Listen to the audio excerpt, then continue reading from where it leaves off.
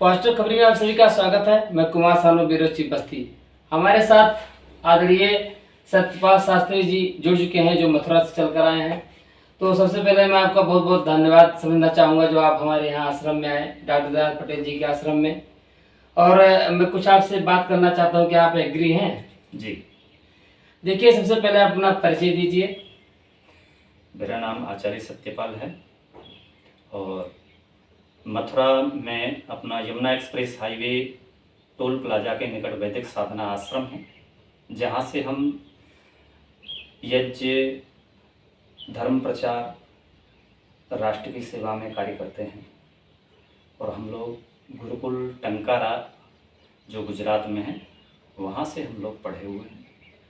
अभी वर्तमान में पूरे देश भर में अपने वैदिक साधना आश्रम मथुरा से सेवा दे रहे हैं।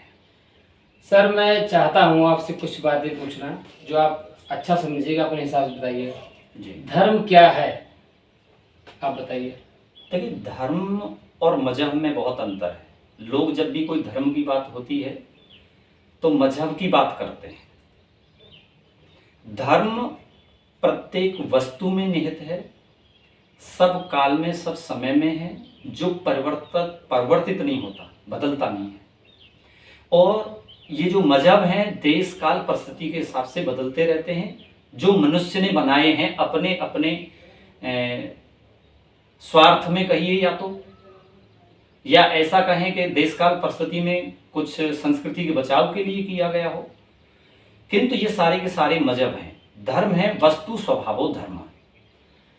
उदाहरण के लिए एक मिनट, उदाहरण के लिए जैसे मान के चलिए कि पानी का धर्म है शीतलता, अग्नि का धर्म है उष्णता, अग्नि जलाना।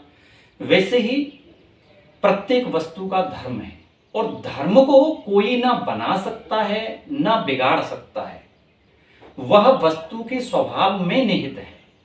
हाँ, हम एक काम करते हैं, उसको बिगाड़ने का काम कई बार हम लोग दूसरे तरीके से करते हैं, लेकिन धर्म को हम सभी समाप्त नहीं कर सकते।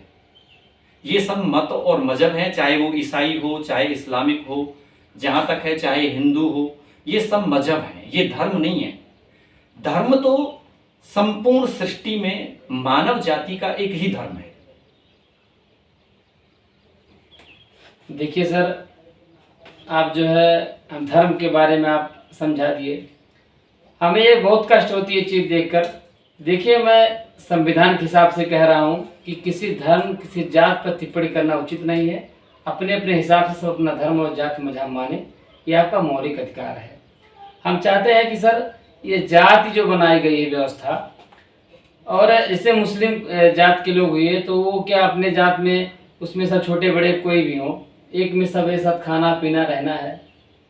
अन्य जातियों में ऐसा है, तो हमारे हिंदू धर्म में ऐसा क्या है कि एक दूसरे घर खाना नहीं, पीना नहीं, तुम ये हो वो हो, ऐसा क्यों है हमारे हिंदू धर्म में? देखिए, है तो सब जगह ही।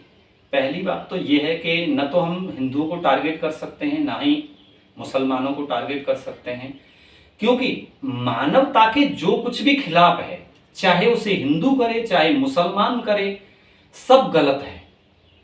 क्योंकि आज जैसे कि धर्म के नाम पर बंटवारा हुआ मानव जाति का, आपसी फूट, और वो जाति के नाम पर जो बंटवारा हुआ है वो सबका सब गलत है। क्योंकि मानव जाति परमपिता परमात्मा को कहें या सृष्टि क्रम की बात करें तो मानव जाति जैसे गाय जाति है, घोड़ा जाति है, गधा जाति है, वैसे ही संपूर्ण सृष्टि में मानव जाति एक ही मानव जाति है।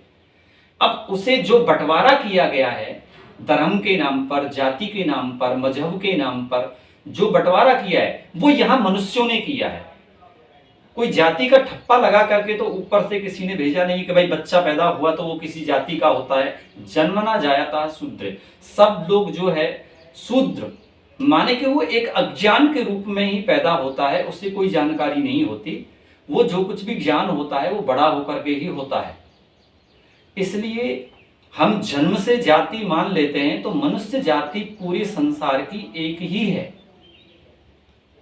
और ये जो बनाई हुई जाति है इसमें छोटा बड़ा नहीं हो सकता। अब कोई काम करता है, काम के आधार पर किसी को कोई पोस्ट मिलती है, नाम मिलता है, पद मिलता है, उसके आधार पर उसकी जाति कहना और उसको छोटा बड़ा नीच ऊंच मानना ये गलत बात है। क्योंकि नहीं नीचों की कौम है, नहीं नीचों के गांव, नीच उसी को जानिए जो करे नीच के काम। तो हम जाति के हिसाब से कि भाई वो भंगी है, वो नाई है, वो छोटा है, वो ब्राह्मण है, वो ठाकुर है, वो बड़ा है, ये गलत है। मेरे हिसाब से तो मैं किसी धर्म शास्त्र की बात नहीं कर रहा हूं, किसी मत मजहब की बात नहीं कर रहा हूं, मैं मानवता की बात कर रहा हूं। और मेरे हिसाब से तो होना चाहिए, सब लोग अपने अपने धर्मों का प्रचार करते हैं और मानव जाति को बचाने की बात करते हैं, राष्ट्र को बचाने की बात करते हैं, चाहते हैं कि भाई सब मिल करके रहें, प्रेम से रहें, राष्ट्र का उत्थान चाहते हैं। तो सबसे पहले सभी राष्ट्रवादियों को, सभी बुद्धिजीवियों को, सभी समझदार लोगों को एक कार्य करना चाहिए, सरकार से निवेदन करके या जैसे कैसे भी दबाव बना करके एकजुट होकर के सबसे पहला प्रयास करना चाहिए कि भाई ये जो